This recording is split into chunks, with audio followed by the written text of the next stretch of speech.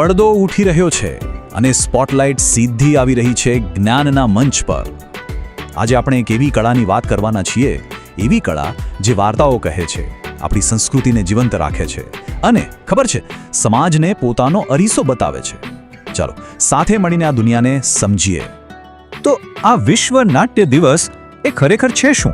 ચાલો એને સમજીએ. દર વર્ષે તારીખ યાદ રાખજો, 27 માર્ચે આ દિવસ ઉજવાય છે. અને આ કોઈ નવી વાત નથી હો. આની શરૂઆત તો છેક 1962માં ઇન્ટરનેશનલ થિયેટર ઇન્સ્ટિટ્યૂટ એટલે કે ITI દ્વારા કરવામાં આવી હતી. અને એમનો હેતુ બહુ સ્પષ્ટ હતો, આખી દુનિયાને બતાવવું કે થિયેટર એટલે કે નાટ્યકલા કેટલી મહત્વની છે. જરા વિચારો તો, નાટક શું છે? એ માત્ર સ્ટેજ પર બોલાતા સંવાદો છે? ના, જરાય નહીં. હજારો વર્ષોથી આ માનવ અભિવ્યક્તિનું એક જીવંત સ્વરૂપ રહ્યું છે. જીવંત એટલે કે એવો અનુભવ જ્યાં કલાકાર અને પ્રેક્ષક બંને એક જ સમયે એક જ લાગણીના તારથી જોડાયેલા હોય છે. અદ્ભુત છે નહીં? પણ આ બધું કરે છે શું? મતલબ કે નાટકનું કામ શું છે? જુઓ, પ્રાચીન ગ્રીસના સમયથી લઈને આજના મોડર્ન થિયેટર સુધી નાટક હંમેશા આપણી લાગણીઓ, આપણા વિચારો અને સમાજના જે સળગતા પ્રશ્નો હોય ને એને અવાજ આપવાનું એક જબરજસ્ત માધ્યમ રહ્યું છે. સાચું કહું તો સ્ટેજ પર જે વાર્તા ભજવાય છે ને એ ક્યાંક ને ક્યાંક આપણા બધાના જીવનની જ વાત હોય છે. અને હા, નાટક ખાલી આજના દિવસની જ વાત નથી કરતું, એ તો આપણા ભૂતકાળનું રક્ષક પણ છે.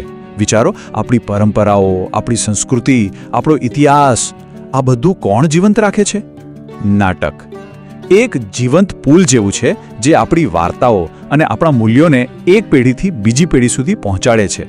ખરેખર અદ્ભુત છે. તો પછી સમાજ માટે નાટકનું શું મહત્વ છે? શું એ ફક્ત ટાઈમપાસ માટે છે, મનોરંજન માટે? ના, જરાય નહીં. નાટક તો શિક્ષણ અને જાગૃતિ ફેલાવે છે. એ વિદ્યાર્થીઓમાં આત્મવિશ્વાસ જગાવે છે, પોતાની વાત કેવી રીતે રજૂ કરવી એ શીખવાડે છે.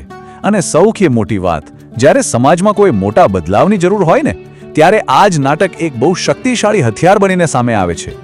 આપણે આટલી બધી વાતો કરી, પણ આ બધું જાણ્યા પછી મનમાં એક મૂળભૂત સવાલ તો ઊભો જ રહે છે. જો નાટક ફક્ત મનોરંજન નથી, તો પછી આ નાટ્યકલા ખરેખર છે શું? એનું અસલી સ્વરૂપ શું છે? અને એનો જવાબ અહીં છે.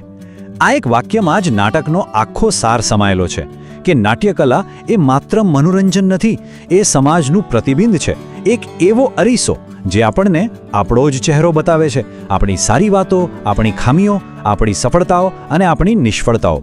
અને સૌથી અગત્યનું, એ આપણને સવાલ પૂછવા અને વિચારવા પર મજબૂર કરે છે. તો ચાલો આ વિશ્વ નાટ્ય દિવસે આપણે સૌ સાથે મળીને આ અદ્ભુત કળાનું સન્માન કરીએ. અને હા, એ કલાકારોને પણ દિલથી બિરદાવીએ જેઓ સ્ટેજ પર આખું જીવન જીવી બતાવે છે. એક વાત હંમેશા યાદ રાખજો કે જ્યારે આપણે નાટકને જીવંત રાખીએ છીએ ને ત્યારે આપણે આપણી પોતાની અંદર રહેલી માનવતાને જીવંત રાખીએ છીએ.